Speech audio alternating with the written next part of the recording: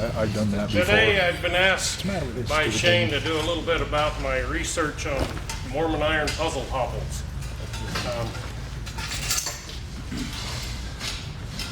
How many have seen these before? Good. I need to have each of you get with me and give me your story.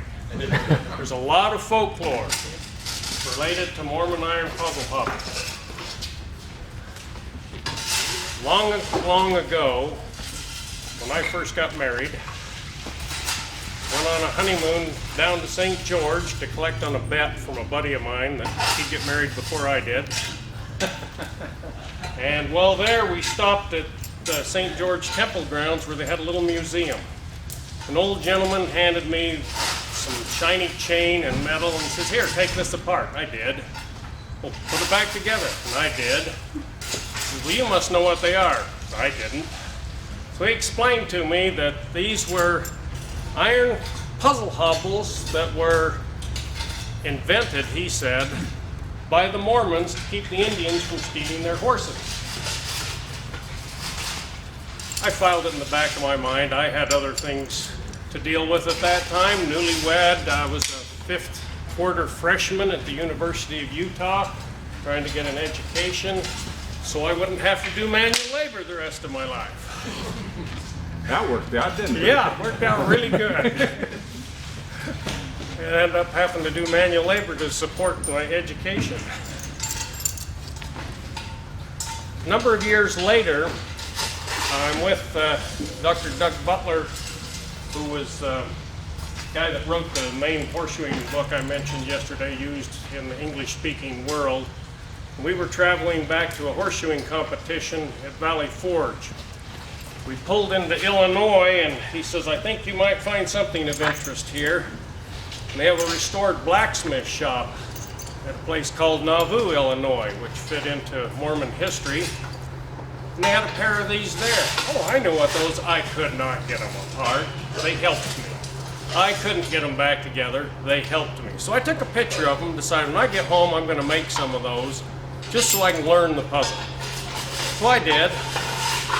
I wasn't about to put those kinds of things on my horses. So they hung in the shop.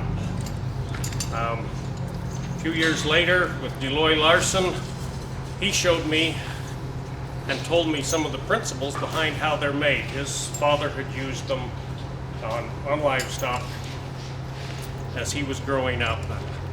So with those principles, I went home and made a little bit better pair, very similar to these, and they were hanging on the wall just for people to play with while I'm shoeing their horses. Well, in comes this endurance rider, noted physician in the area who had these expensive endurance horses, and he said, "Oh, you can make those? I want some for my horses." And I said, you're gonna put sheepskin or something on them, right, to protect the horses?" "No." And he explained a principle to me that I've later discovered in 19th century and even 18th century writings, that metal hobbles slide easily over the hair of the horse's legs, especially you get in wet meadows like we have up in our high country. And so we started trying them on our horses. They worked great. Jacob grew up having to put the horses, see, where we live, it was open range when he was a boy, so we put the horses up on the hill above our house. When they'd get home from school, they'd put them out with these hobbles. And then when it got dark, they had to go up in the dark, undo these hobbles and bring them down, put them away. We found that they were good on them. Some of the packers in our area that use them say we no longer have hobble sores. So that was different than we thought would have been the case. Well, I started getting a curiosity, well, where did these come from? What's the real story behind them? So for the last 9 years, I say wasted, but it wasn't really wasted, hasn't been. It's been an incredible journey of trying to trace down every lead I can, finding stories about these hobbles. The pioneers who made them, the pioneers who used them, techniques that they used by analyzing them, finding them in museums and in private collections. And so I'm going to share with you a little of the blacksmithing history that I've learned from that. I've got a timeline up there. Those of you that are familiar with the Latter-day Saint Church will recognize there are some dates up there that correlate with events like the prophet Joseph in 1820 had his first vision, 1830 the church was organized. Those dates don't relate to that. We're relating those to blacksmithing in the context of the Mormon pioneers. Pass those around and you can play with them. If you already know how to work them, go ahead and pass them to somebody that doesn't so they can play with them.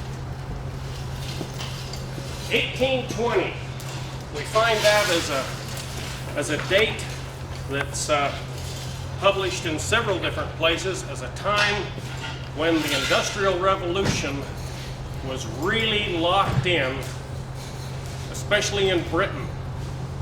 There were we better define, what's the difference between a town and a city? The city has a cathedral. A city has a cathedral. If you don't have a cathedral, you can't be a city in Britain. So many of these towns were actually what we would probably call cities. There were whole towns that their whole industry was based on nail making and chain making. There were multi-generation families that's all they had done for generations. You've made a lot of nails, right, Elmer? Tell us how many tools you absolutely have to make nails. There's a couple of ways to go about it. A blacksmith at the anvil needs 3. A hammer, a header, and a cutoff. Okay. Would that one do? That'll make a nail. Okay. This, your hammer, some kind of an anvil, and it might only be this big, and a hammer, and of course a fire. So there were families that did that. I haven't made all the nails that Elmer's made. I've made just enough to know that I wouldn't want to be a nail maker. Very tedious work. But it supplied a living for them. There was a demand for nails. They made a fairly decent living in 1820 making nails. Chain makers were right next to them. The small chain, like this piece that we just beat out over here, was made mostly in domestic workshops, as the nails were. These were in the back of somebody's house. They had a nice little brick home. I mean, by today's standards, you'd say they lived in a hovel. But no, by those standards, it was a nice brick home, rather than a daub and wattle kind of a thing out in the side somewhere. And right attached to that was the workshop, the little forge, bellows, and a setup for making nails or making chain. 1830, does anyone know the invention that changed things drastically in 1830? Steam engine. Put the nail makers out of business, basically.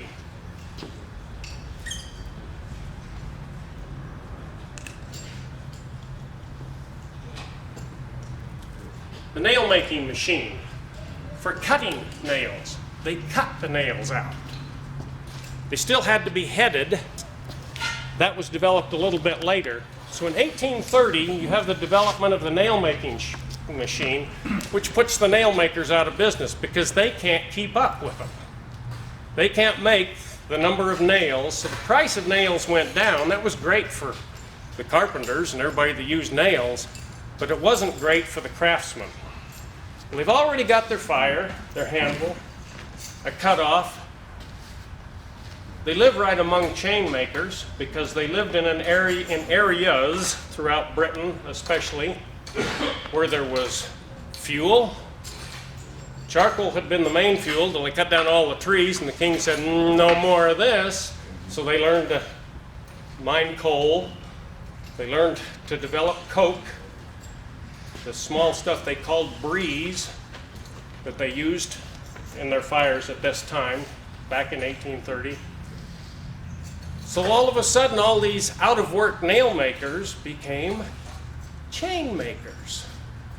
So now you have a lot more chain being produced, than the average market wanted. So they started exporting a lot of that. A lot of it came to America. A lot of it crossed the plains with the pioneers. But by 1848, there was a nail-making industry going on as far west as St. Louis. But England was still flooding the market. They were the chain makers of the world through this period of time.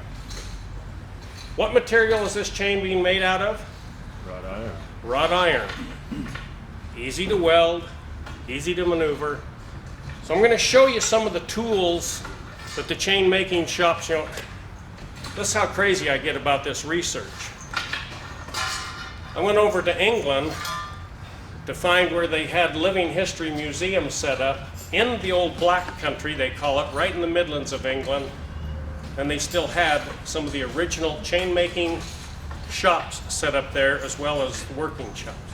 Let's talk about three terms right here.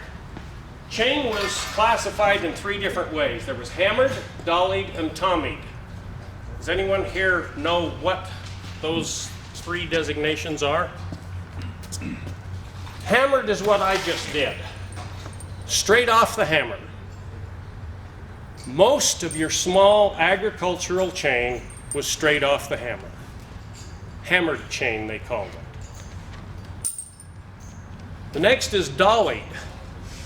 With dollied chain, well, we better describe the chain maker's anvil. In the little domestic workshop, quite often that was just a little piece of iron like this with a beak on it. It may look about like that, only it'd be a little bit bigger. And it may have some swedges in it for putting your iron in so you don't flatten it. About this big. But they might have 2 or 3 of them because they've got all these tools set up there. They've got this wooden box full of sand, and they would have a piece of iron in there with holes in it. Kind of like a swedge block, only these are basically square holes, and they have their tools set up in those. I'm having to just use this anvil to put tools on there. But the main chain maker's anvil, the ones that made the medium-sized chain and even some of the larger chain, may have been an anvil about this size. That's a big square hole right here, maybe 2 inches square. And then you have a tool that looks kind of like this, only it's straight through and of course bigger. It slides in there, it wedges from over here, so you've got this little beak sticking up on this side. It's very solid because of the way it's wedged into there. They made their chain here, not over here. They made it right in front of them. If you're going to do dollied chain, you have a little rotating arm over here that you could flip over, and it had a tiny top swedge. And your beak actually had a groove in it, so it was a bottom swedge. You whip that over, give that a few hits while you're rotating that chain under it, and it just slicked it right out. Made it so you had to look pretty close to see that it was a fire welded chain. When you're talking about large and small chain, what actually physical size? The cutoff was 3/8 of an inch. That goes to medium chain. 3/8 and under, small chain. 3/8 and over becomes medium chain. The large chain is this stuff and up, that it takes more than one person to do. The 3/8 is where they start using, they use dollies for even the real small stuff, but most of it was hammered. But there was, I've seen quite a bit of it that was dollied. Another way of dollying with the larger chain is you swung that over and you had a striker hitting that. Let's move to the tommied. Tommied was basically a treadle hammer. And if you've seen the video that's probably out there floating around on YouTube, they show a tommy hammer. It's about the size of a, my guess would be maybe a 10-pound sledge. Looks just like one. Well, it has a square hole in the face, and you've put different top swedges. into that. Of course, everything has to be lined up just right. Because the guy's bumping that away and the thing's coming down, boom, boom, boom, boom, finishing up the chain. So he starts his weld on the flat, gets it pretty close and puts it in there and tommies it together.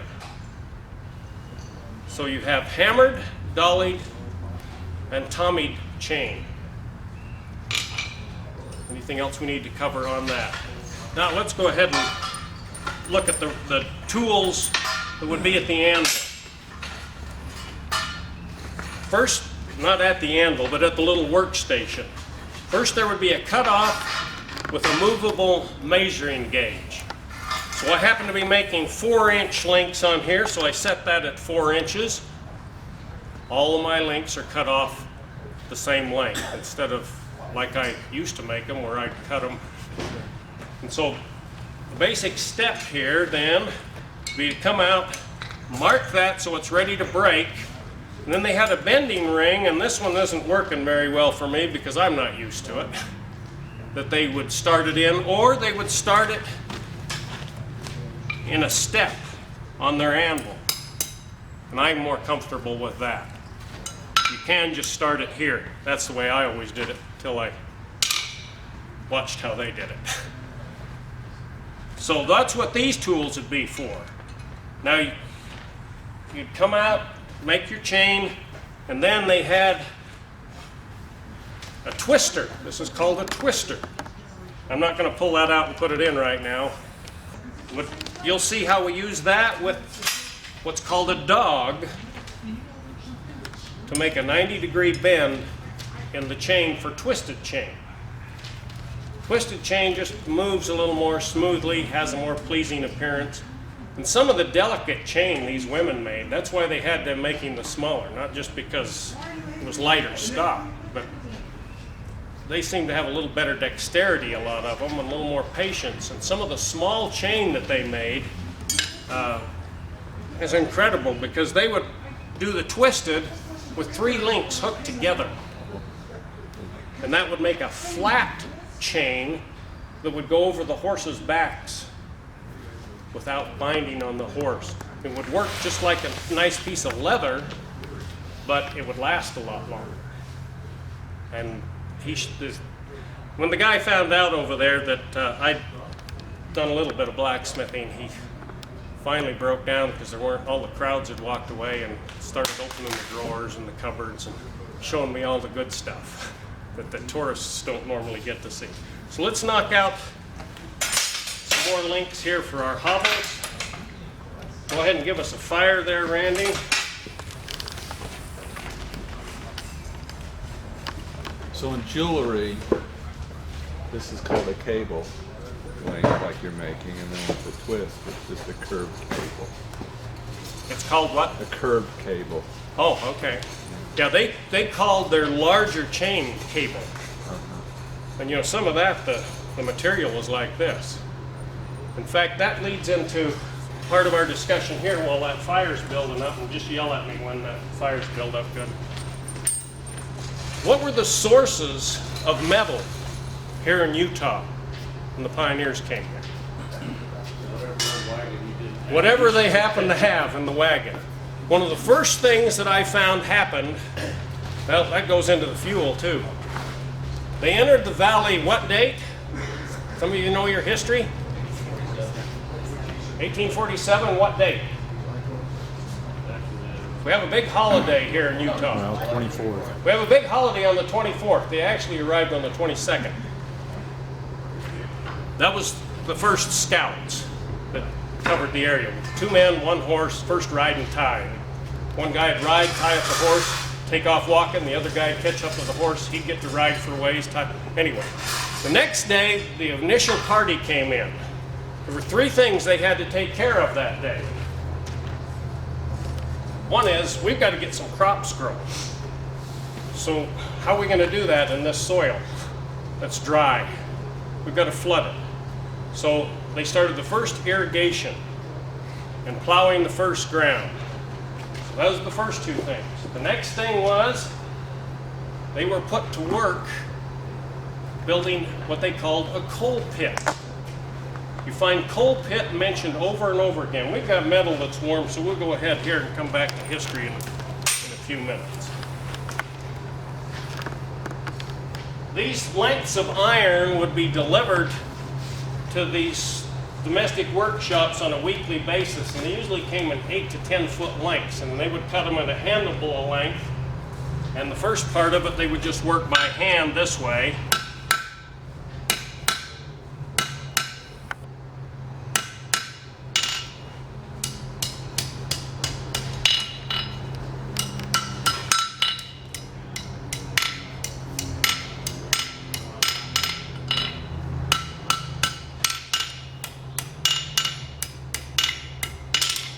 They'd do that a lot faster than that.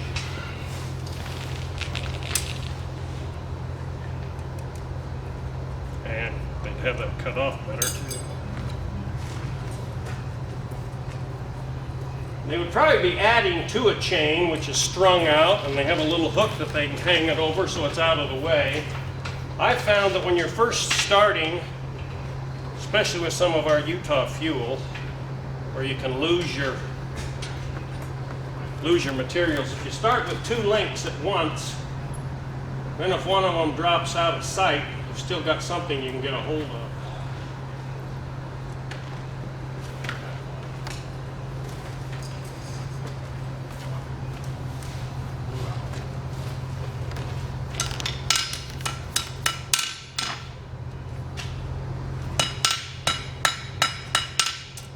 Fire welding, metal preparation, that's what we're doing here. Clean surface, that's what the flux will help. Of course, with iron, you can get away without the flux because of the higher melting temperature.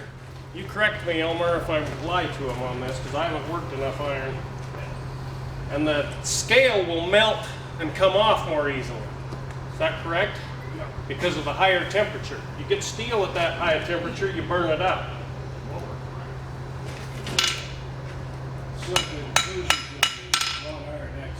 Right. There's slag inclusions in wrought iron that you can actually see, which actually can act as a flux.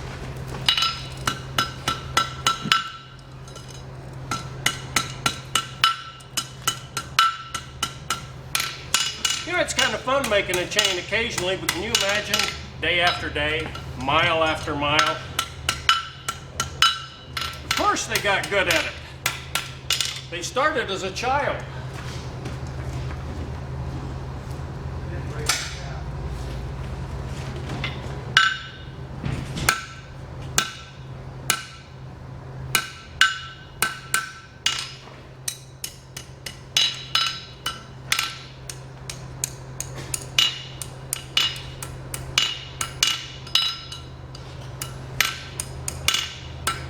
The larger chain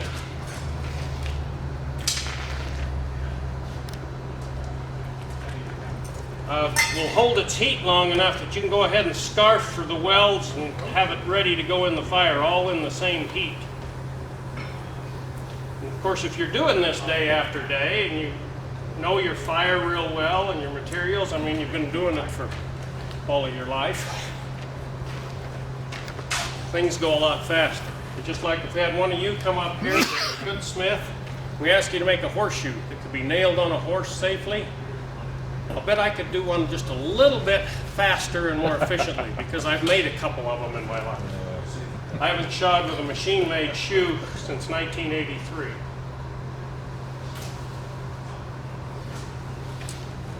I don't recommend that for economic reasons. But if you want something that's really going to fit the horse right, we shut the weld, or shut the link, and then we dress the link.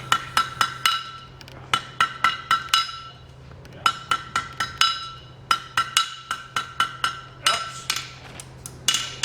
Better shut the weld properly.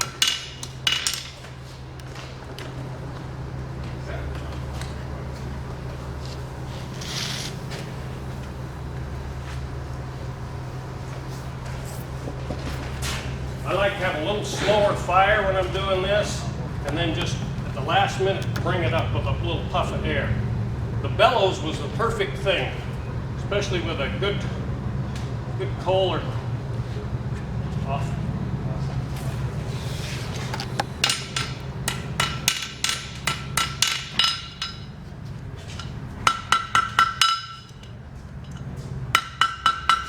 How many welds do you think they missed? Probably very few. Probably wasn't doing a demo either. Oops, we didn't get our stuff out of the way and do our... Yeah. Jacob?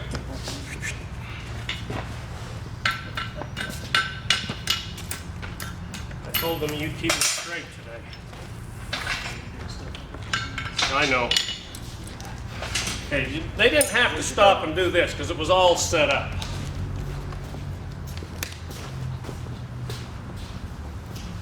And often they could have done this in their welding heat.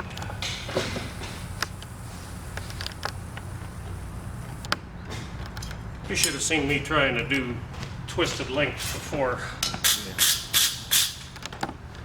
I found out what their tooling was.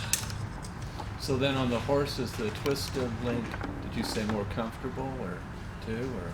The way they had three twisted together, it made a broad band, and it would be a smaller diameter stock than this. It made a broad band of just kind of like a watch band kind of thing, only about this wide with all these links braided together. It's incredible.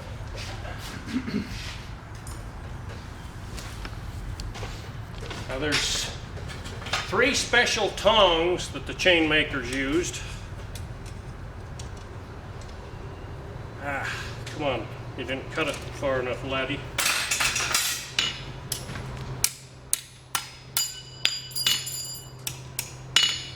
This one's called a bender.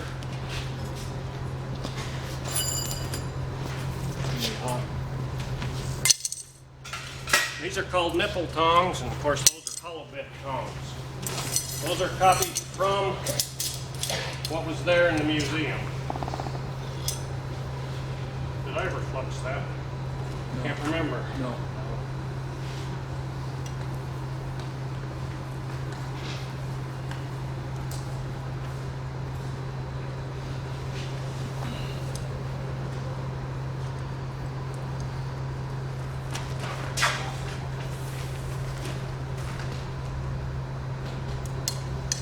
So was it common to build one link onto another link onto just one at a time? Or No. would you do like groups of 3 and No, I've always heard that groups of 3 malarkey. Nah, malarkey? you just keep adding to a chain. I like that to the chain better. When I quit doing that 3 at a time baloney, things turned out a lot better. I don't like that weld either. So I'm going to make sure, give it a little insurance here. Turn that fire down or off.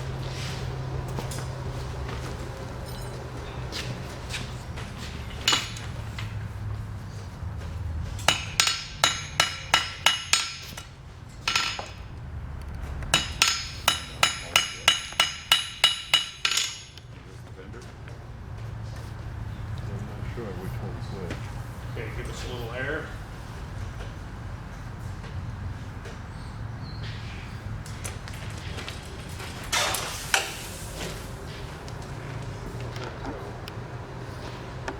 Shut it off. Just off. It's not straight. Just off.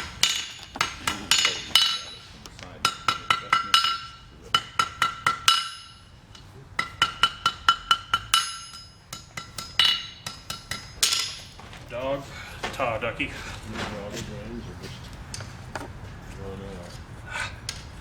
Drawn out. Just drawn out. Got that link in the way there. It's goofing me up. Just go ahead and weld one on the other end. Yeah, I'll twist this one. Yeah, give us just a little air. See, with the bellows, you give a few blasts, then your fire sits. You don't have that going constantly. Guys that work gas fires get used to that fire going all the time. You try to teach them to work out of a coal or even a coke fire, and it drives me nuts. Thank you. See if I can get things where they belong.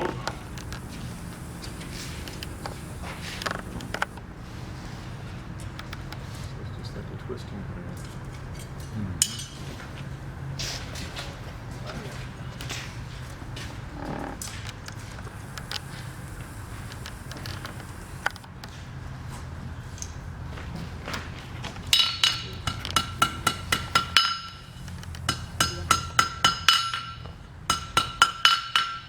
So if you're making a 3-foot chain, you gotta drag around a 3-foot chain with you all the time. Yeah. On the left place, That's where there'll be a hook up here somewhere. Oh, to hold the weight of the chain. Your fire would probably be over here, so that, yeah, you're dragging that chain back and forth, which is a whole other angle to things. We're lucky today we're only making 3-link chain. Go ahead. In other words, you only have to put up with one more weld and we're done with the chain. So chain makers, their living had been pretty good till the nail machine. The nail machine made life tough on them. There was a book written in 1890 called The White Slaves of England. There's a copy in the rare book collection up at the University of Utah. Or if you look online, there's a copy there. Shows pictures of the women and children. I mean, talks about one woman who worked all day making chain and then went in the house and gave birth that evening, and the next day she's out making chain. And the baby was right there with her, of course, and that's where the children grew up, playing around in the forge, getting burned, and everything else that happens to blacksmiths. When they got older, they would pump the bellows, and then they would learn to start making the small chain. If it was a boy, he would start with his father and the neighbors. When he was big enough, better shut up and pay attention.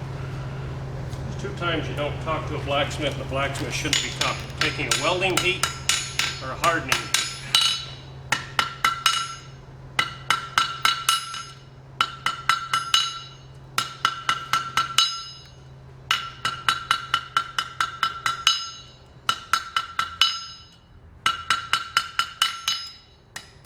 Now, an interesting story on the men. They seemed kind of lazy. Those puppies making the large chain that you see in that YouTube video, those guys only worked 3 days a week, 14 hours those days. The rest of the time they sat around in the pub hydrating. Why? They were physically worn out. They weren't lazy. Get in there the right way, laddie. There you go.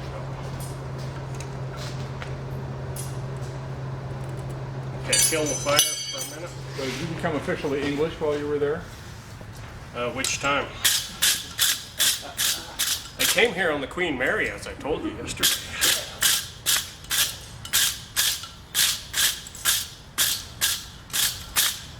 Okay, there's another 3 links chain. Let's finish up some of this and then we'll go back to the Hobble store.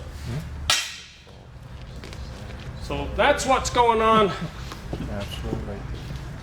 in this period of time. And you say the nail machine made the chain makers miserable? Uh-huh. And that's because? Because all the nail makers became chain makers.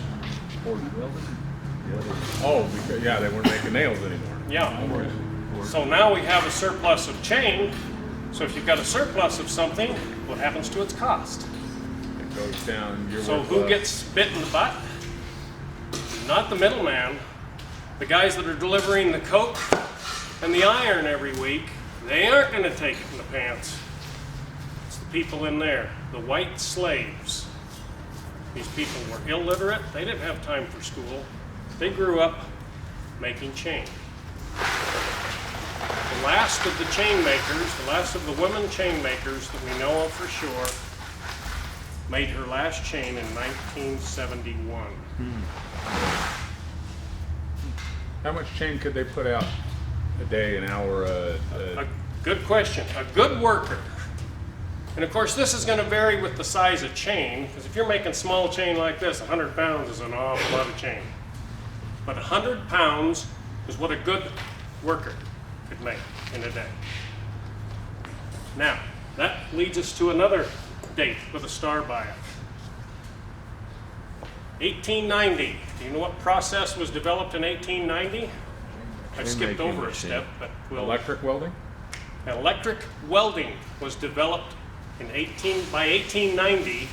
The first patents had been given out for chain making machines by electric but resistant welding. Now, the guy that developed this was from America, and there's records of him giving a lecture and a paper that he presented to the British Iron and Steel Institute in New York.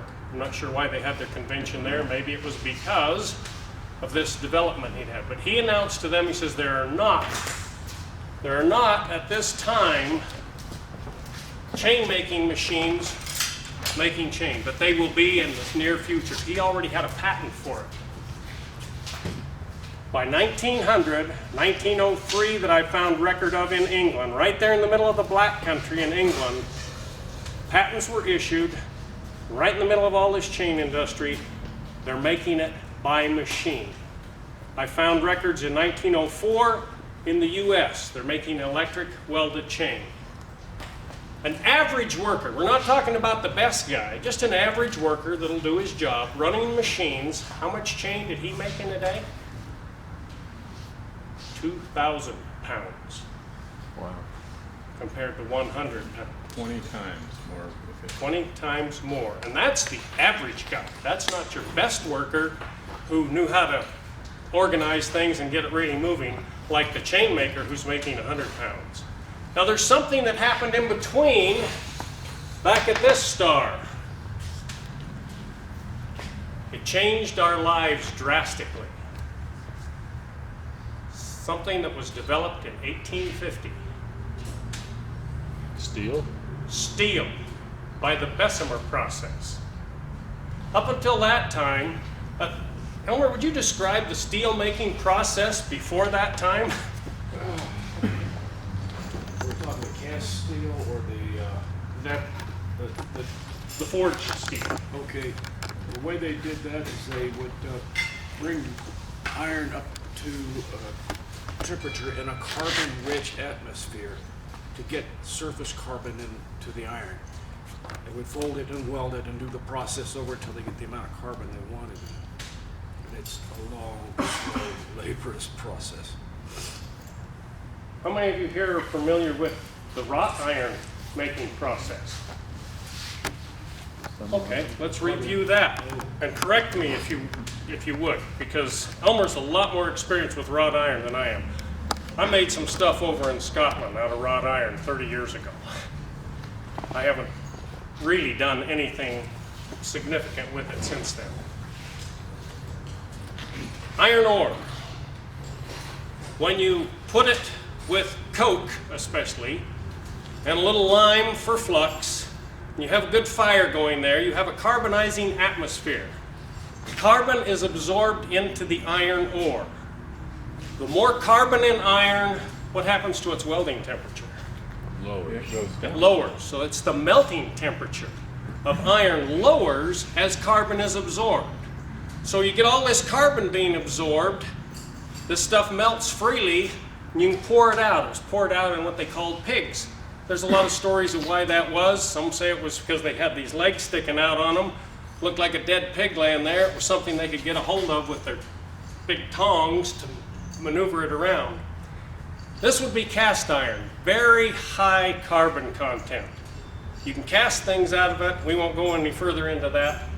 That's all part of tool making stuff. Anyway, to make the wrought iron, you had to put the pig iron back into another oven. And here, I found records of people who immigrated to Utah who their job in Wales was a puddler. With their eye, they would determine, now you've got this high carbon iron, you've got it in this furnace in an oxidizing situation rather than the carbonizing. So it's burning off the carbon. What happens as the carbon goes out to your melting temperature? Goes up. It goes up. As this starts to solidify, and with their eye, they would judge when it was ready, and it would be brought out and wrought. What does wrought really mean? Hammered. Hammered. Hammered. Folded over. Hammered. Folded over. And the quality varied greatly, as Elmer pointed out yesterday. Great difference in it. The more times, just like a Damascus, that's where the idea of Damascus as being so great came from. The more times it's folded over and refined, the more of the slag impurities that are worked out of it, and the closer together your grains are, but you always have these slag inclusions that are forged right into it. They can help act as a flux. They can even help act as a rust deterrent. If it happens to be the right slag, if it's the wrong slag, they can help to rust it faster.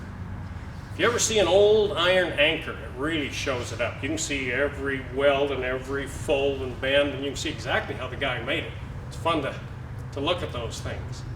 But those are caused from the slag inclusions, because some of it rusts away and the slag doesn't, and so you've got these very strong lines showing through. Okay, that's how wrought iron was made. It was wrought. And as Elmer pointed out yesterday, you brought it out and you welded it back together all the time you're working it, constantly welding it back together. And if it wasn't working for you, you'd fold it together a few times and weld it back together more. Steel, however, that was a laborious process, but steel was a much more laborious process. So steel was expensive. That's why they made axes the way Elmer made the axe yesterday. You took a little of this expensive steel and you put it exactly where you needed it. Hammers were made by taking a little piece of expensive steel and putting it on the face, maybe, if you happen to have some. The rest of it was wrought iron. Anvils, wrought iron, with a steel face if you were lucky. So steel was expensive. And all of a sudden, the Bessemer process was developed. You could blow air into this furnace and control when it was at the right carbon content, and you could get the steel you wanted. Very rapidly over this period of time.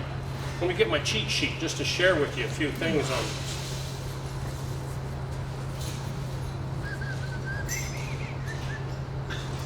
Okay, let's go to 1867. What was going on between 1867 and 1869 that affected Utah just north of us here? Mormon battalion. 1867. 1867 through 1869, May of 1869, they had a big celebration. What's it called? The railroad. Railroad. Built it right across. What were the rails made out of? Originally wrought iron. They were made out of iron. You know how long those rails lasted in curves and high stress locations? Not long. Randy, how long should a horse have its shoes on? 4 to 6 weeks, 8 weeks tops. 6 to 8 weeks was what they expected for iron rails to last in high stress locations. You had to replace them every 6 to 8 weeks. Can you imagine what that was like? And they're going to build one of these clear across the country? Okay, the Bessemer process. Steel started being made in great quantities. In 1867, the price of wrought iron rails, where is it? Okay, price of wrought iron rails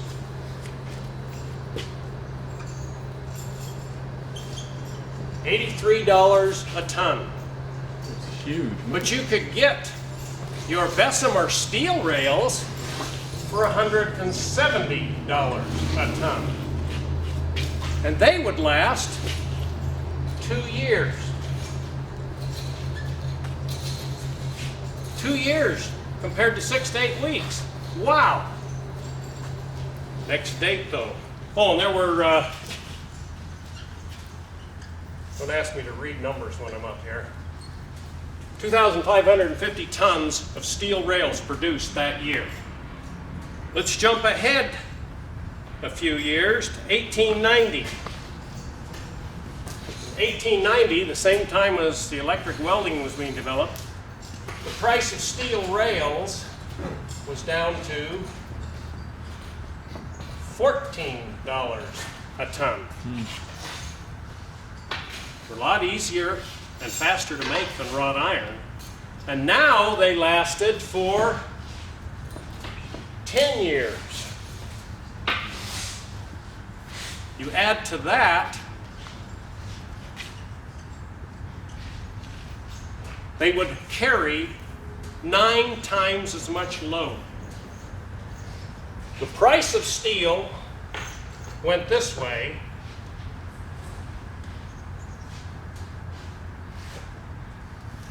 The quality of steel went this way. With that increased load, was it the same size rail? No. Yeah, yeah. There were variations, but the steel, in comparison Okay. of the same sizes, this was what For the same. the guys that were putting the books together back then were recording.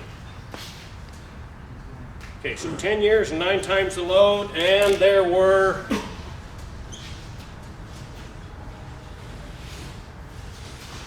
I've got one too many zeros, I think.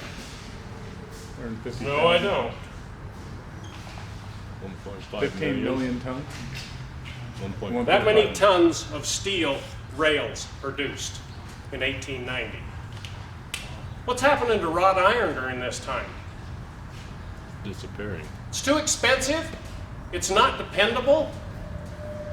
The government did some tests in this period of time. The Navy wanted to know, okay, what's this steel stuff going to work like for us? They found that it was, at that time, before they'd improved it, at that time it was 3 times stronger. Steel chain was 3 times stronger than iron chain of the same size. A man by the name of Andrew Carnegie and others who were maybe a little greedy for cash, they pushed the workers, pushed the technology, and that's what raised the production, the quality, and lowered the price. The workmen, again, caught it in the butt. So in industry, were they able then to start making things lighter if it increased the Yes, strain? then things started to be able to be made lighter as well because of steel. The story that I heard about Carnegie was that his goal when he built Pittsburgh was to produce steel, and I'd heard that he had stolen the Bessemer process from Bessemer. He had robbed him. That his goal was to produce steel and sell it at a profit at a penny a pound. Probably. That's about what he did. And then that's what he did. He didn't care about so much making a great big profit on small things. You just produce that much more and make a small profit. You still make lots of money, but you've changed the world. Wrought iron went out. And of course in America we give up things that are old quicker than they do over in Europe. So that's why I was able to go over there in the 80s and work wrought iron still in blacksmith shops over there, whereas here you couldn't find it except for scrap. Were they still making wrought iron in England? Yes, they were. Past tense. Yeah, because the only wrought iron End of that the comes out 80s, of they England wouldn't let me touch it. is recycled. I can't get any more of this. You're not touching that. Use steel. That was what I was told. All right, let's get back to, well, let me hit a few more points here and then we'll get back to that. Okay, we got that one covered. We got the electric welding of chain, and we'll tell you how all this. Okay, some of the advantages of this electric welded chain, what did they have to have before they could have electric welded chain? They had to have steel, so they were making it out of steel. Iron did not electric weld that well. Maybe you can explain to us why. Is it all the slag, or they couldn't? The machines wouldn't handle it anyway. Yeah. You're mixing two different processes. You've got the with the welding, you've got the crystalline structure of the steel bonding the fibrous structure of the wrought iron, and the two processes, they would bond, but that wasn't as sound as you would get in steel to steel. Yeah, you can get a better weld out of there with the wrought iron than you can with the steel. With the electric butt welding, you got a much better weld with the steel than you did the wrought iron. Was there resistance to belief in that? Oh yeah, yeah. So it took time to change, just like anything new that comes in. But with steel, you can do something you can't do with wrought iron because of the carbon content and other alloys that you can add. You can heat treat it. You had improved wear resistance as well as improved strength. Elmer talked about the wear that you can see in the old iron objects. Wear, I mean, I can find it in things that are made of steel too, but it really shows up in the iron because it doesn't have wear resistance that steel has. So who wants hand-forged iron chain after this period?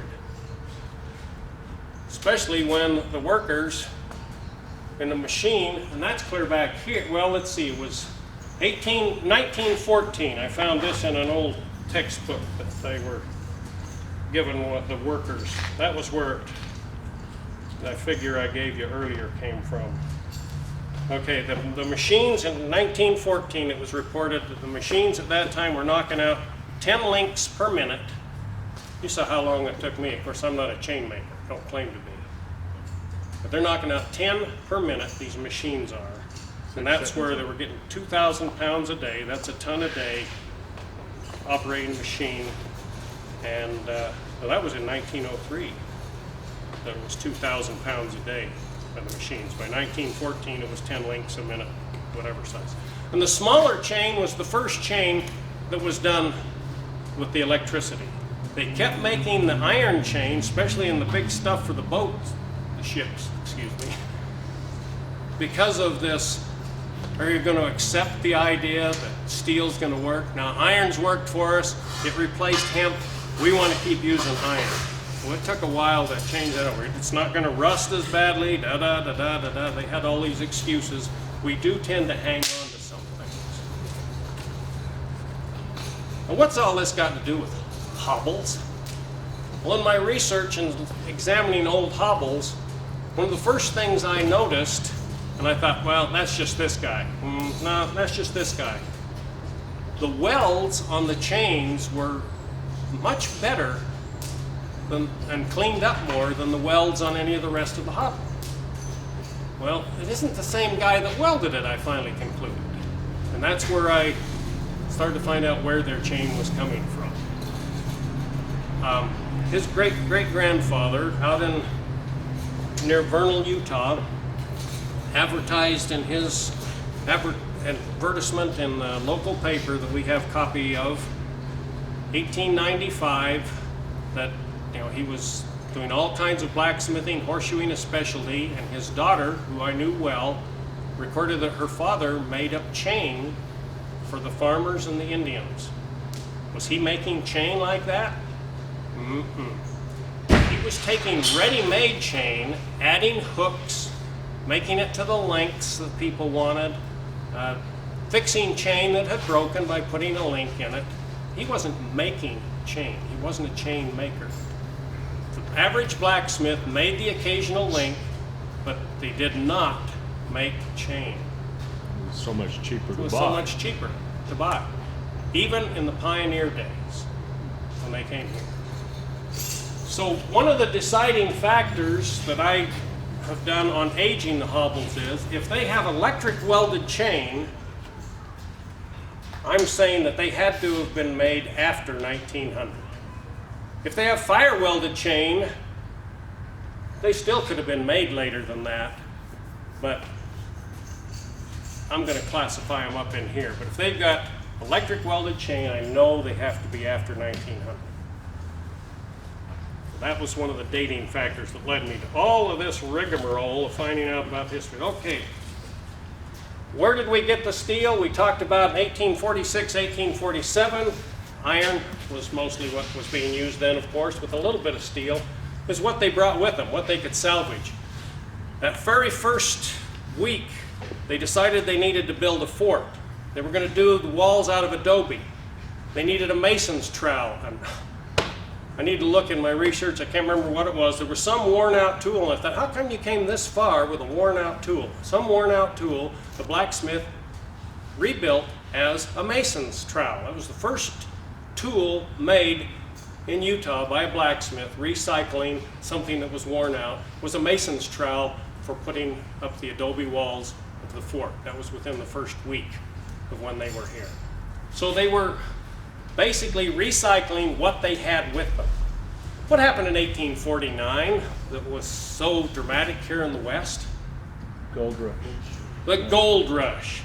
So you had all these greedy people loading up everything they could and coming across the plains headed to get rich. What happened to their stock as they came along? They wore out, they died, they had to abandon wagons. Well, I'm not going to let somebody else have it, so they'd burn it, and they'd throw the iron into the Platte River. This was usually at high water. I found journal entries in the 1850s that say, this is people coming across the plains, iron was worth almost nothing. The trail was strewn with iron. One guy recorded day after day, says, more iron, plenty of iron. Says, but the blacksmithing work was very expensive. When they would stop at a fort and said, the government workers, and they'd name the prices, wanted this much and this much and this much for ox shoes, da-da-da-da-da. But iron was worth almost nothing because it was strewn all along the trail. So people would go out from here back with wagons and gather scrap iron. And out of this iron, they're going both directions. They went that direction on the trail and back east on the trail, gathering up scrap iron. Of course, you got all these blacksmiths, there were hundreds of them, consuming this.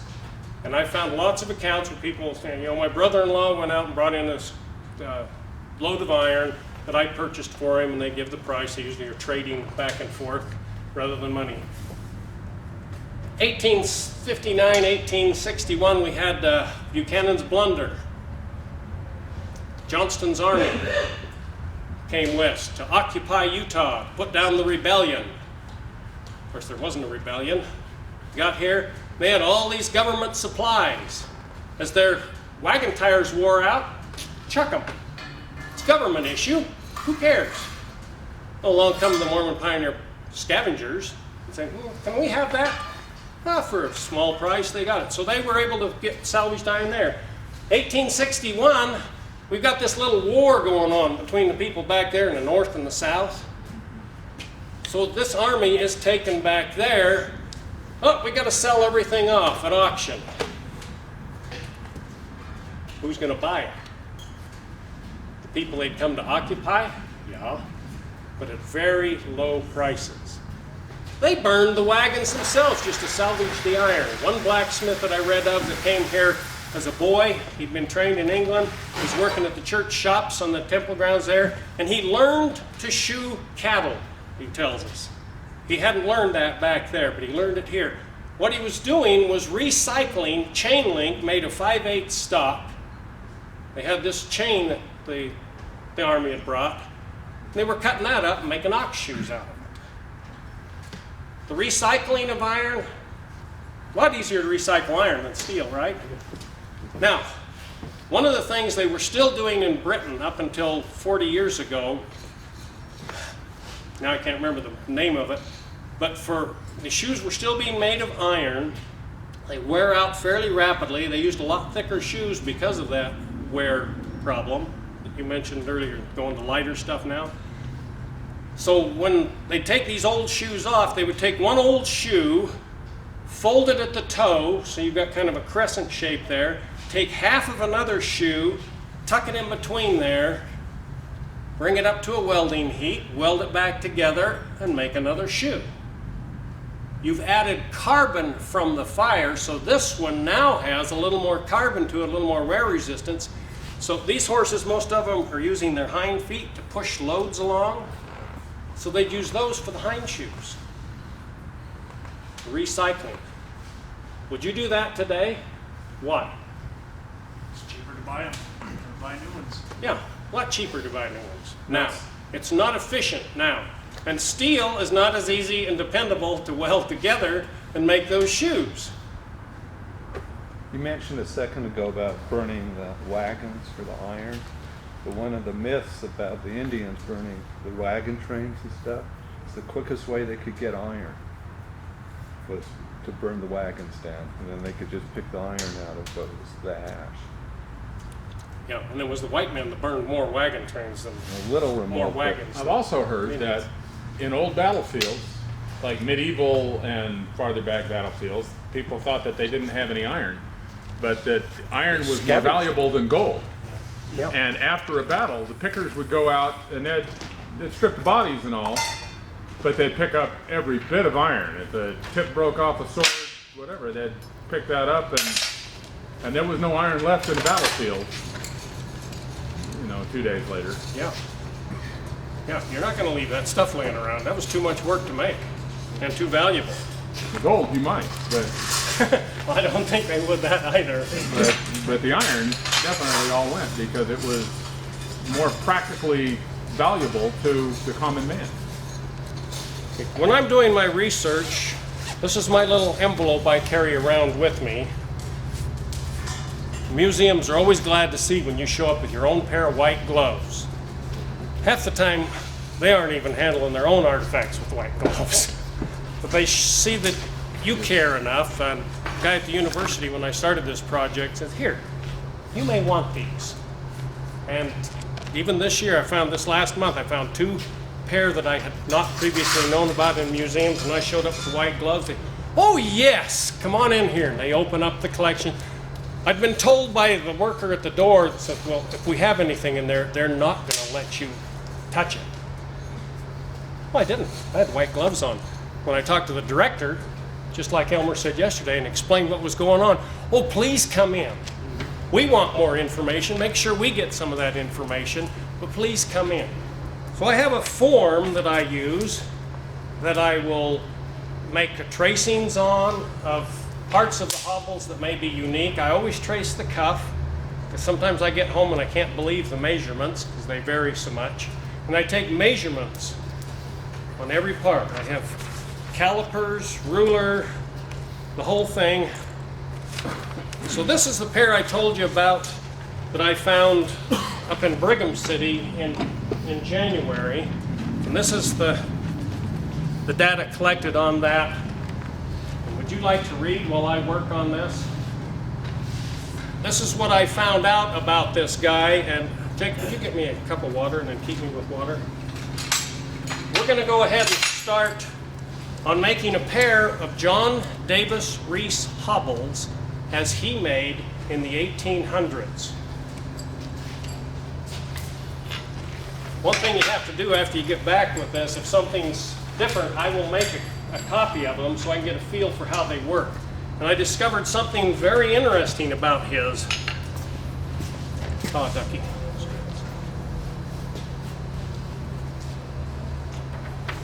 Well, I'll just fill it again, yeah. Okay, let's shut up and get to work here. At a cattle ranch in northern Utah, a pair of heirloom hobbles. Do we want to put the microphone on her Yes. so you can hear her? Let's do that. We're using 8 inches of 3/8 round stock for the rings. We already made the chain. And I had determined these were, and this is the shortest chain, by the way. And that's one of the reasons I chose this, so we wouldn't have to make a lot of chain there. So here's the chain that he had. They were 4-inch links, and they were twisted links.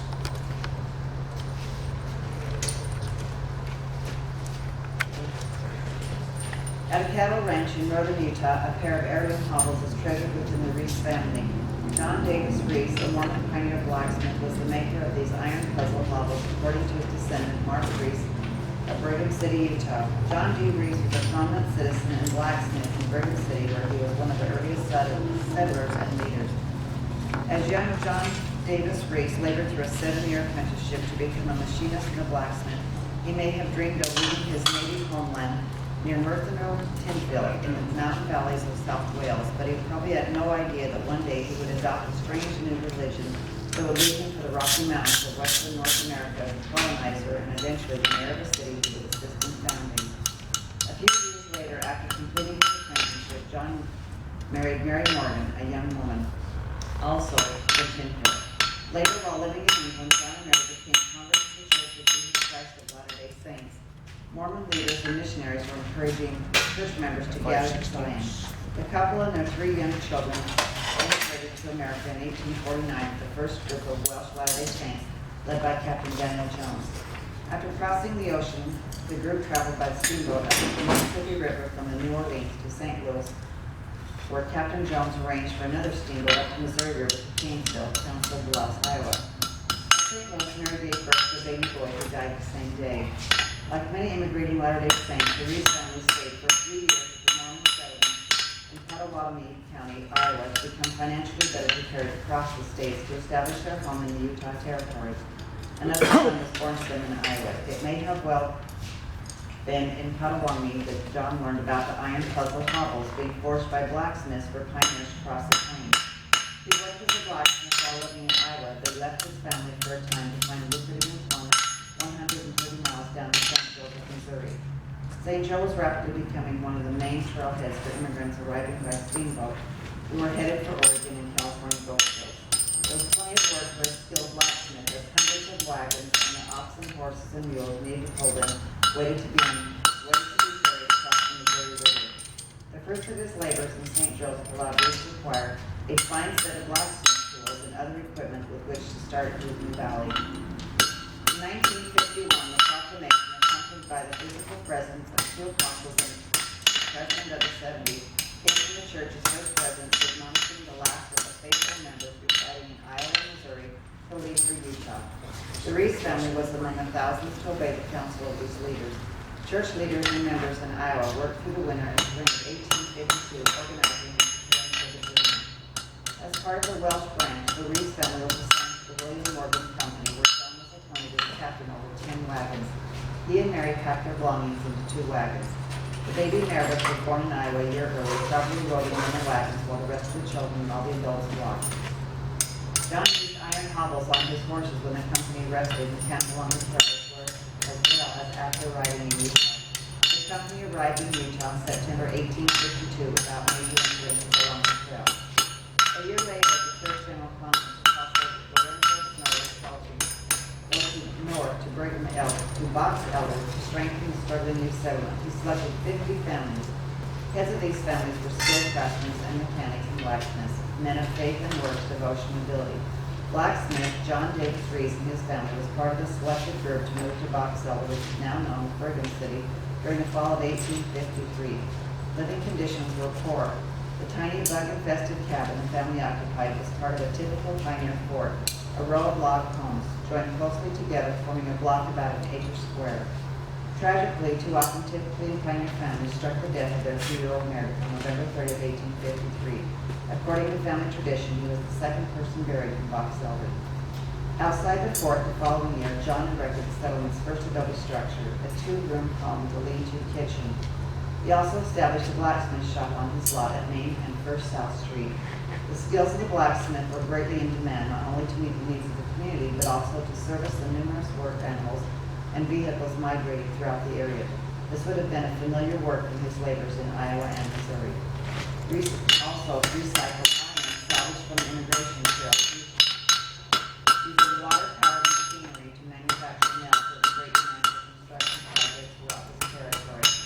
Lorenzo Snow instigated a form of United Order of Brigham City. John Reese was one of the original directors and superintendent of the cooperative blacksmith and wagon shop until 1866, when he was called to serve a 2-year mission in Wales. After returning from the mission, he served on the City Council, the United Order Council, and manager of blacksmithing, and as the second mayor of Brigham City, donating land and providing the establishment of the present-day Reese Pioneer Park.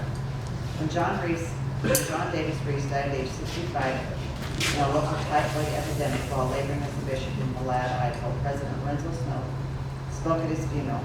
Nearly all the citizens, young and old, of the Brigham City area turned out to honor this man of noble character and distinguished service. Besides a great number on foot, there were 85 vehicles filled with people. According to family tradition, the beautifully forged, well-used heirloom iron puzzle hobbles were passed down through David Morgan Reese, 1845 to 1940. The son of John D. Reese.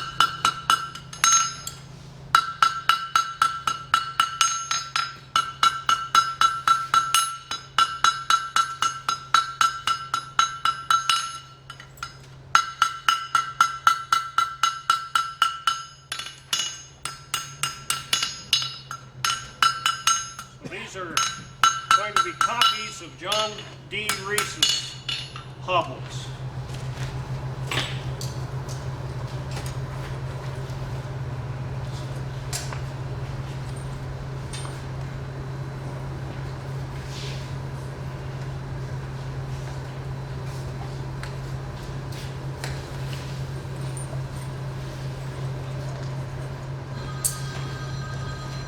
Turn that fire off for just a second.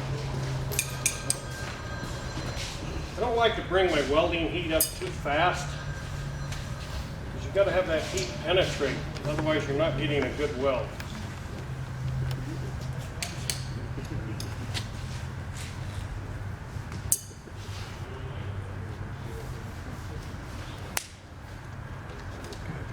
Okay, push it a little now.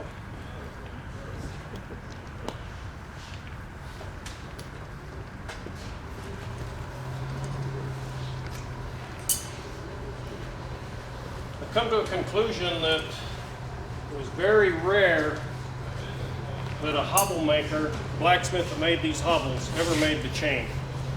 Even on John D. Reese's, the welds are beautiful all the way through, but you can see a little difference in style in the welds on his chain than in the welds on his rings. Go ahead and shut that off when I'm out of the fire.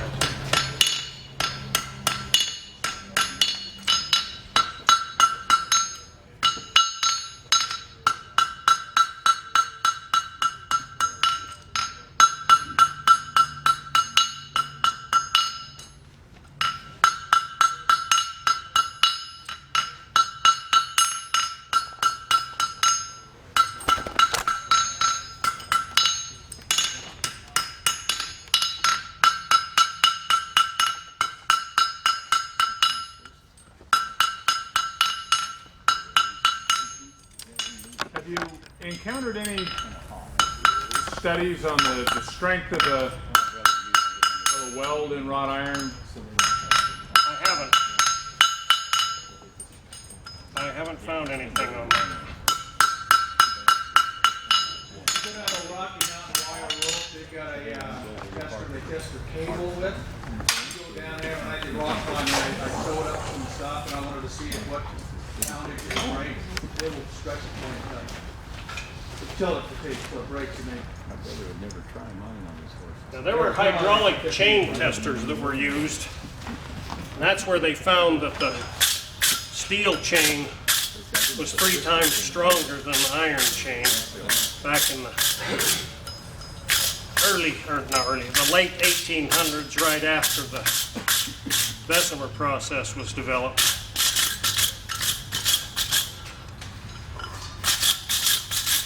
There is a film out where they tested forged chain. The same blog has the Oliver they were using to shape the chains with. And they're stretching the chain to test it. It doesn't say that it's wrought. I'm just assuming because it's a hand welded chain, forged welded chain, that it was wrought. And they stretched the chain to the point where it wouldn't bend. Yeah, it became a rod. And then they pulled it in two, and where it separated from the weld. So there's this year is the 150th anniversary of 3 things. Of which? 3 items. Does anybody know what those 3 items are? Tell me. history-wise. Civil War. Fort Douglas was started here, same time. The Bear River Massacre in Idaho was also 150 years ago. What else? Bear River Massacre. Oh, yeah. Yeah, well, Patrick O'Connor was ticked off because he couldn't fight in the Civil War, so he went and found him a war. And I don't know about the Bear River Massacre. it was kind of right by Payson, Just outside of Preston, Idaho. Preston. My ancestors were living in Franklin at the time. Just to give fair due to all sides of the story, it was a massacre, but Uncle Alex recorded, my mother told me that she was afraid, she and all of the other women and children, she was a girl at the time, they were afraid to go outside of the fort because of the Indians. The fort was in Franklin, Idaho. Anybody know what the typical Mormon fort looked like? You built your log cabins next to your neighbors around a square. You put no windows in the back. That was the outside of the fort. If there was a space between you and your neighbors, you put a stockade there. You'd bury posts in the ground up to a height of probably only about 8 or 9 feet.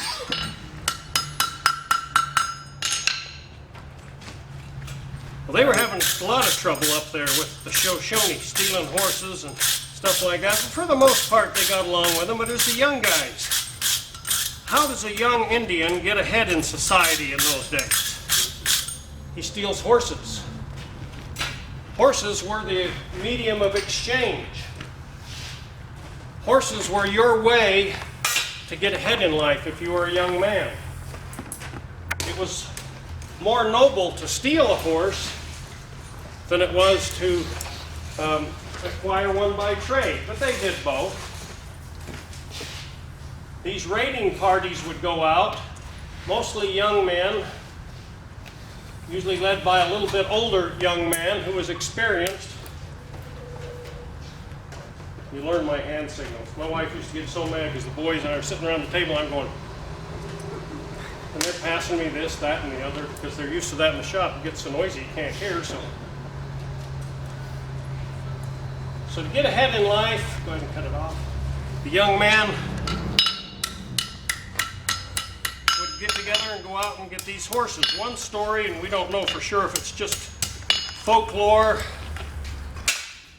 of a young fellow called Black Elk. He wanted to marry this young woman in his village. He really had his heart set on her, and probably her on him. He tried to talk to her father about it, and he'd just shrug his shoulders and walk off. Wouldn't even say anything to this young man. So finally, the young man decided he would approach the father with the horses he owned, which were 2, the horses his buddies owned, which were 2. With these 4 horses, he approached him. The old man wouldn't even answer. He tried a lot of other tactics, none of which worked. So he and his good buddy talked into it, went to visit the Cheyenne one night, a couple 100 miles away, on foot. Of course, it took them more than one night to get there. You know what the Indian alarm clock was when you're going to go on a raid? You get near that camp, when's the best time to raid? When's everybody in their deepest sleep? Supposedly early in the morning. Then when you steal these horses, you've got daylight ahead of you to ride and ride and ride and ride. You take the best of the horses and ride them, and you drive all the rest of them away because you can't afford to leave them behind. The Indian alarm clock to make sure you got up was just drink however much water you think you could not handle. And that would get you up on time to go into raid. Anyway, we would go in, and these horses would be, the best of the horses would be staked out or hobbled or both with rawhide or leather hobbles. So you go with a knife. figured out which ones were the very best, and that was the ones you got on the ride. Well, they would ride for days, as hard as they could go. As they would wear one horse out, they'd change to another horse. Horse couldn't keep up, they abandoned it. That's where we get a lot of our wild horse herds. You get back to the village, you're greeted as a hero. Do you keep these 100 horses? Well, this young man didn't. He took all of those 100 horses, delivered them to this girl's father. He got his bride. And the comment was, it isn't the horses. He's proved that he's a man and worth something. So in the society at that time, you proved your worth if you could go out and steal the horses. We call it stealing. They didn't. It was raiding. It was an accepted practice.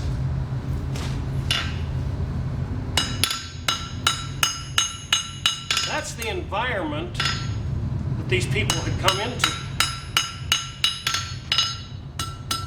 Now here in this part of Utah, this valley right here is kind of a disputed territory between the Shoshone and the Western Utes. The Western Utes were a little slow to get horses because, for one thing, they didn't need them. They were living on fish down out of Utah Lake. But then they found out the advantages of horses and it allowed them to go all over looking for game, and they could live in bigger groups and support themselves better. They could even go out onto the plains from here and get buffalo. It improved their lifestyle. Chief Walker was one of the most famous.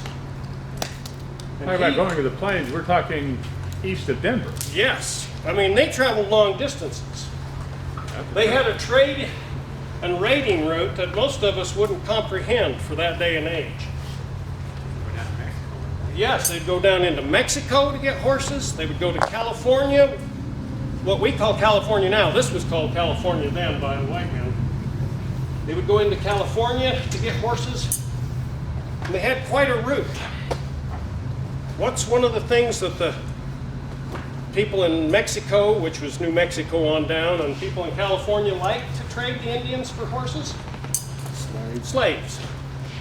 So you go along with the weaker tribes and you demand their children as tribute.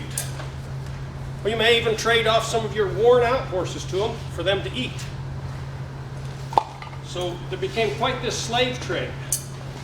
When the Mormons came here, Brigham Young said, no, we can't have any more of this. Because he was the Indian agent for the government as well as everything else. Better shut up and take my well.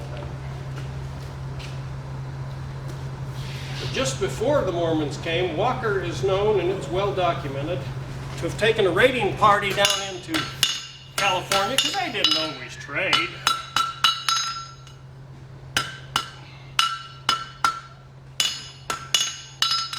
And come off with 2,000 horses.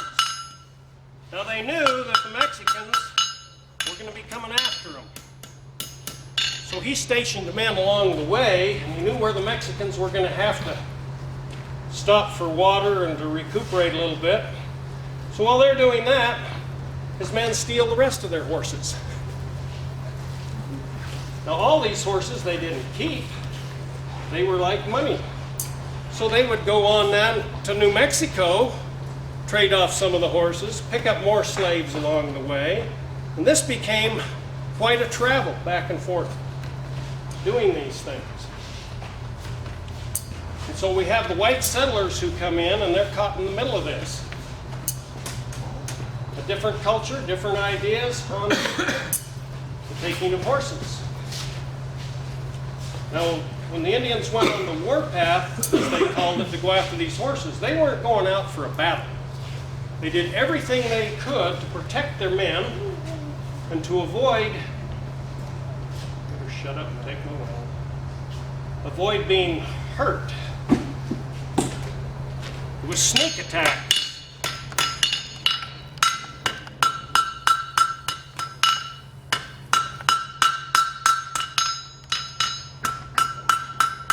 They might watch a place for weeks,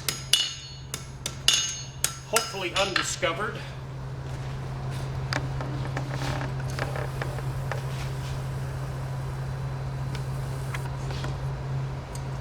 Before they made their raid.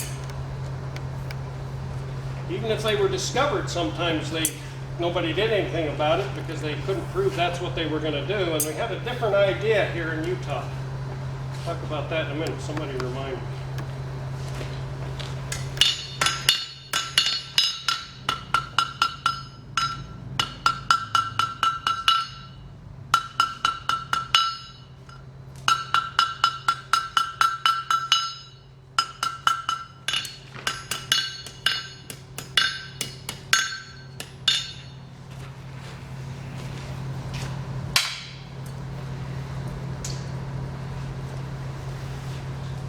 First year that Provo was settled, they had a lot of trouble because there was a group down there, the Timpanogos.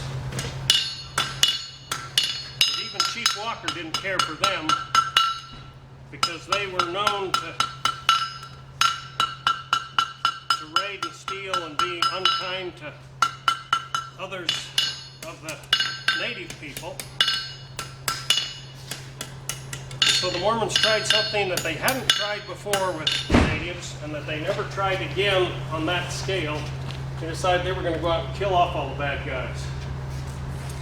So they did kill a bunch of the Indians, and they learned some valuable lessons. And I found lectures given by Brigham Young chewing anybody out who would kill a Native American, except for in defense of their own life. What was the prevailing attitude throughout the U.S. at that time? The only good Indian is a dead Indian. And Brigham Young and other leaders, what's his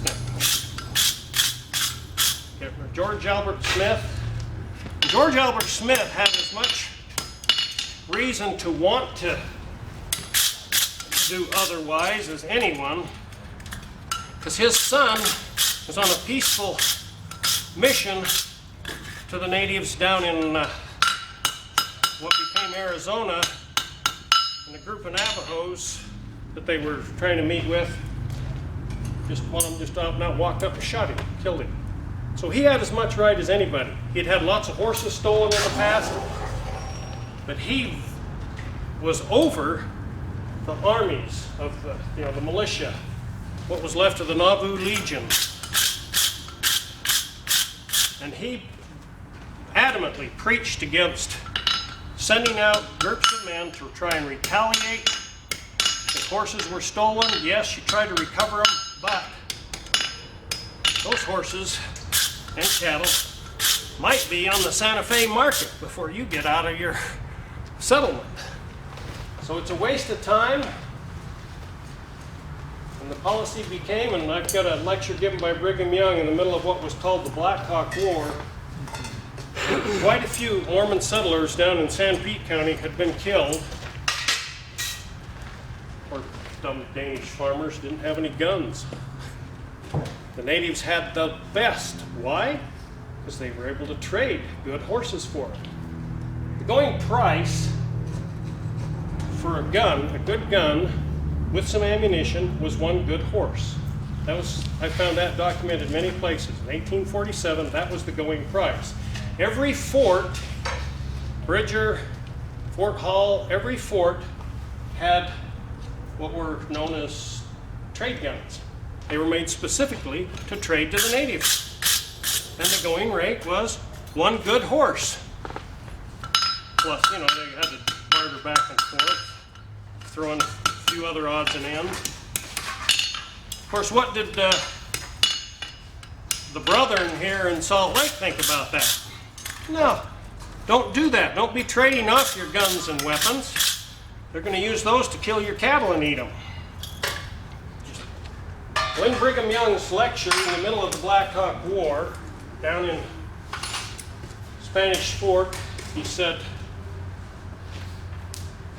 "We've come in here and we've taken their land. The land where they and their forefathers lived. Where they're buried. Where they hunted the antelope and the deer and the rabbit and the buffalo. and they fished the streams. We've taken that away from them. We've been blessed, we're able to grow bounteous crops in this land. It is our duty to share that with the people whose land this rightfully is.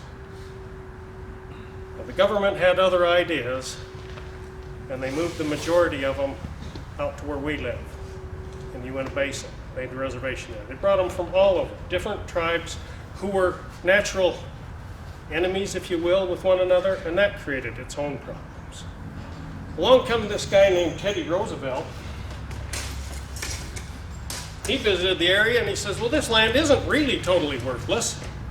The reports were that the only reason the Uinta Basin where we live was because it was just there to hold the rest of the earth together. It wasn't worth anything else, so that's why they put natives out there. When they survived, then they went through and they checkerboarded it. So a couple of miles from my house, it's native land. A couple of miles from my house, it's native land. So you have these checkered boards of homestead that was opened up in 1906. So his great-grandparents were born just before it opened and went in with their parents as pioneers settling that area. What's one of the things they took with them? Mormon iron puzzle hobbles. Where's our first record of Mormon iron puzzle hobbles? Any idea? It's written right there. Read that first quote, Jacob. While I stop and figure out what I'm doing and shut up. We halted for the night, having good Mormon iron puzzle hobbles. We secured our teams and left them to grass after feeding them corn and oats. I was John D. Lee on the Mormon Battalion on the Santa Fe Trail, September 1846. 1846. Where were the Mormons in 1846? Those of you that know your pioneer history. They're on their way, but they weren't here yet. Where were they? Place called Winter Quarters. I was going to put a map up there of the U.S., but I didn't. So they'd been driven out of Nauvoo early, February. It was so cold, the Mississippi River froze over, and they were able to cross on the ice. That's the kind of weather it was. What's the first thing they did when they got to the other side? We need to organize.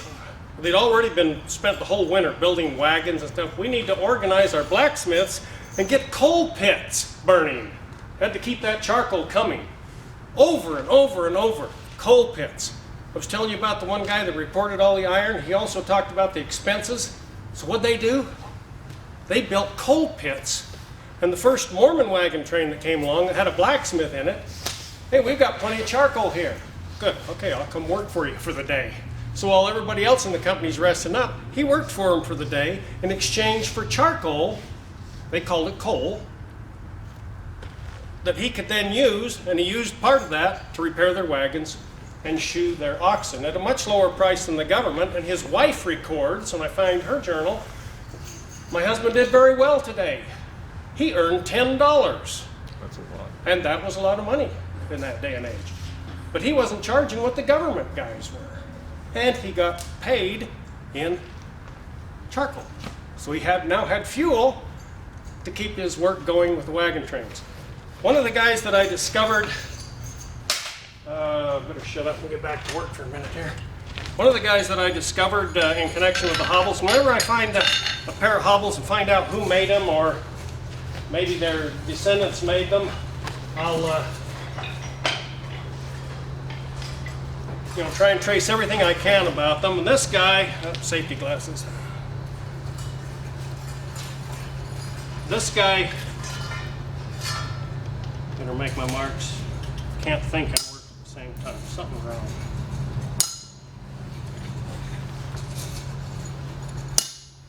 Get my Smith and Magician out of there. No, we'll do it with that. Got your hammer? Yep. Okay, get your hammer and bottom fuller, which is probably in that bag. Okay, this is Thomas Henry White. I find him in that little book I checked out from you guys. It has Henry White in one place and Thomas White in another place. Same guy. No, get the other one that has your name on it, because this one will bugger up his. We made one in his already, in his anvil, so it won't tear up good Hardy's holes. I can't remember can anybody tell me what I was going to tell you about Thomas White? That is Hobbles. No, when he was coming across the plains. Thank you for reminding me. Okay, he's coming across the plains. Oh, Ducky. I'm on it. You know? In what's called the perpetual immigration thing. He started his apprenticeship, from what I can find, as an 8-year-old in central England. Usually it was 14. John D. Reese started at 14, did a 7-year apprenticeship, which was the typical apprenticeship. 21 was the magic date. I wondered when I lived there as a boy, why are they getting so excited about 21? I didn't tell anybody I turned 21 while I was living there. Or they'd have had a big celebration and they'd have given me a key that meant you were free.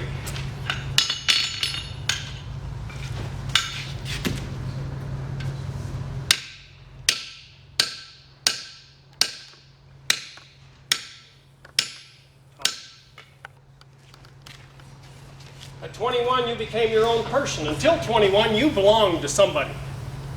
Either your parents or the master, if you'd been signed over. Find the set hammer. Oh, wait a minute, you got to hit here first. Where was this at, England? That's in England. Well, his father had died. His mother was supporting the family as a seamstress, and he was the blacksmith's boy on the census records. Quick, shut that down. Not sure exactly what that means, but he tells us later in his journal that he was an apprentice. He did his apprenticeship till he's 14 years old.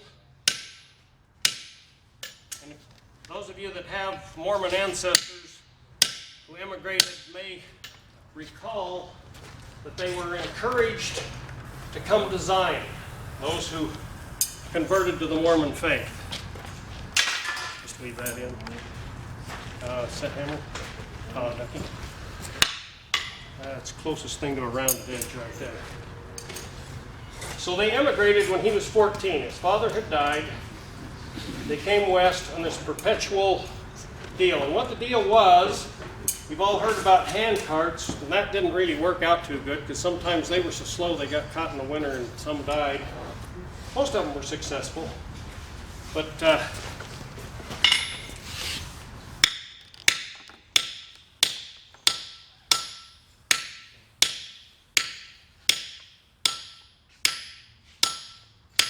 David over in Wales always told me the striker should be doing the work. You shouldn't be doing the work.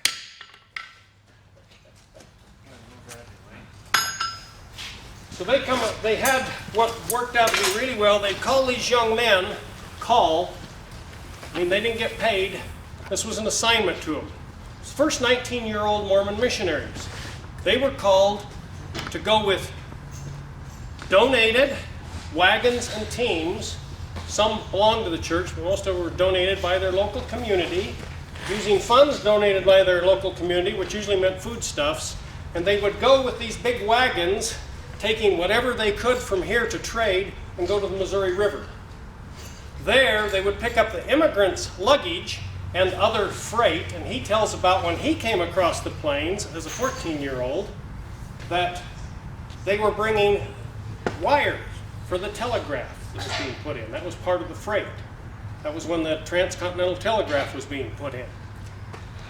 Well, a few years later, when he turns 19, he's sent back as one of these missionaries. In the meantime, he got work in the church shops. I told you about how he was making, we've got his story there.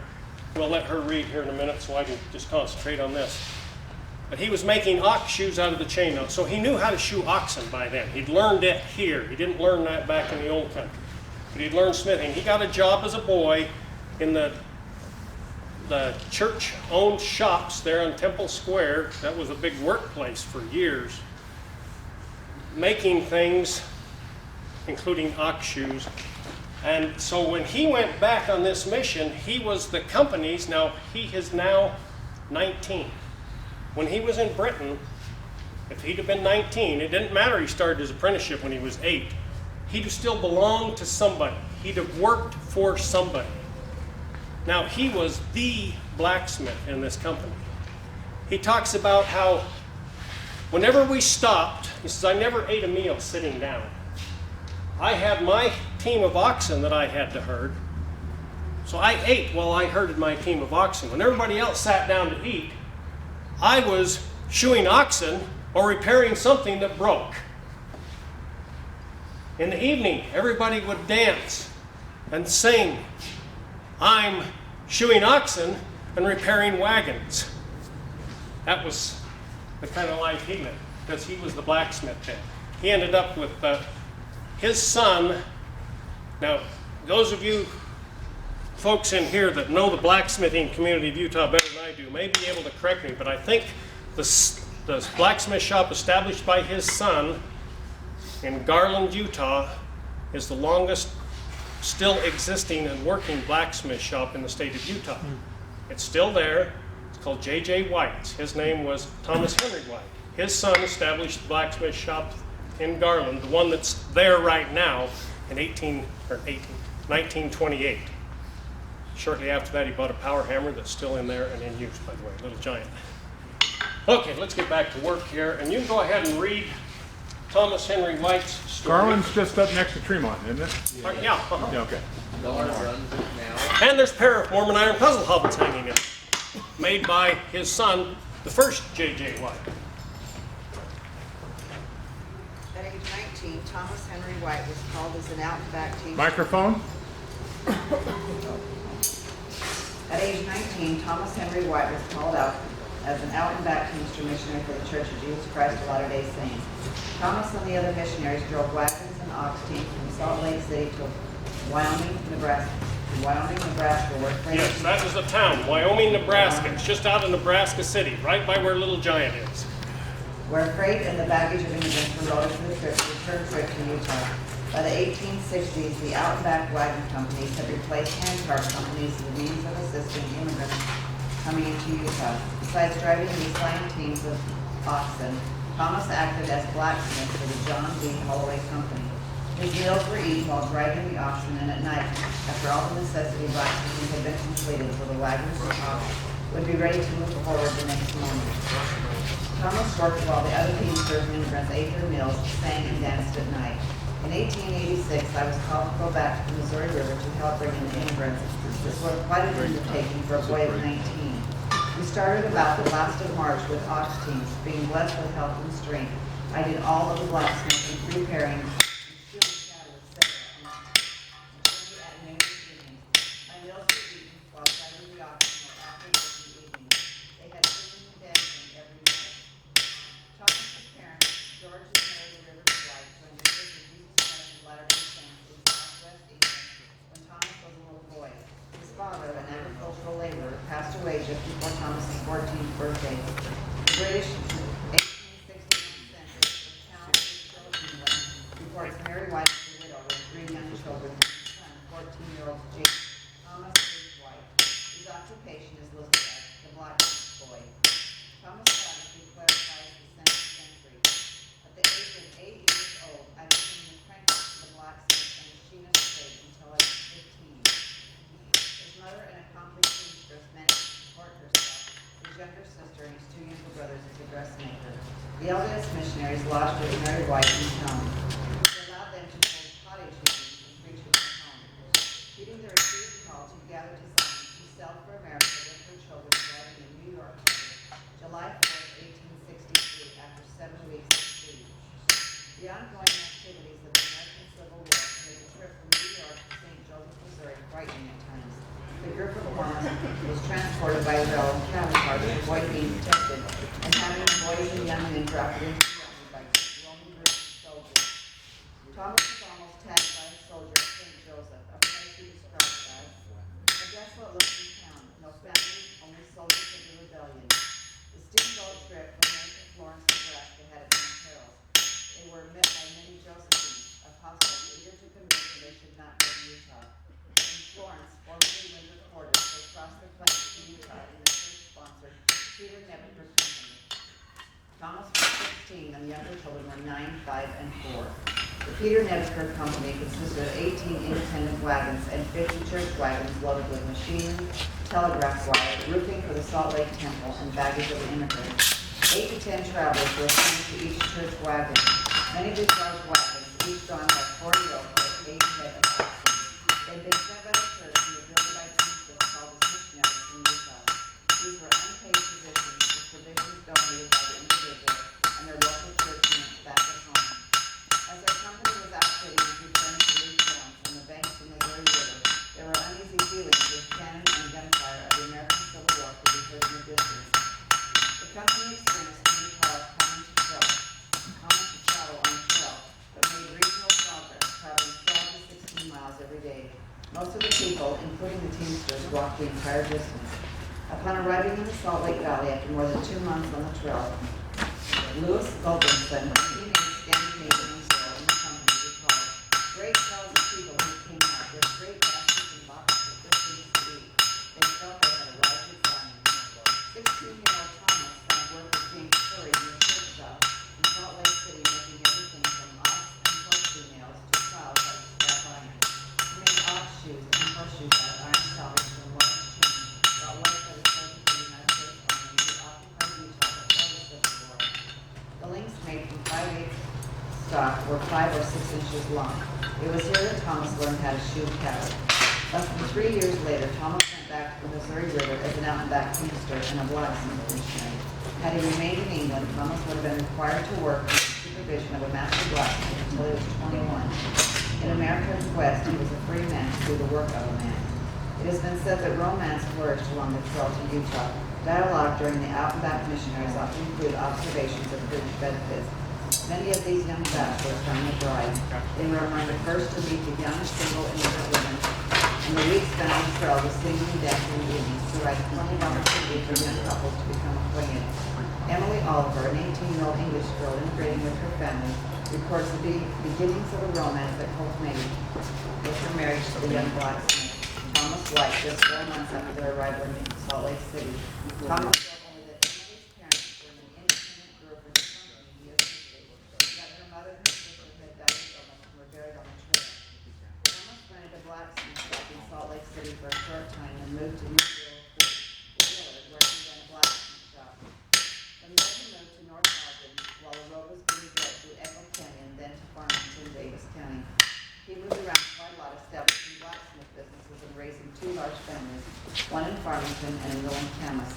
He worked as a blacksmith in these communities. For a time he resided in Utah Valley doing all the blacksmithing on the Utah State Airport Academy, lifting up 6 tons of iron, including 1,566 bolts in the buildings.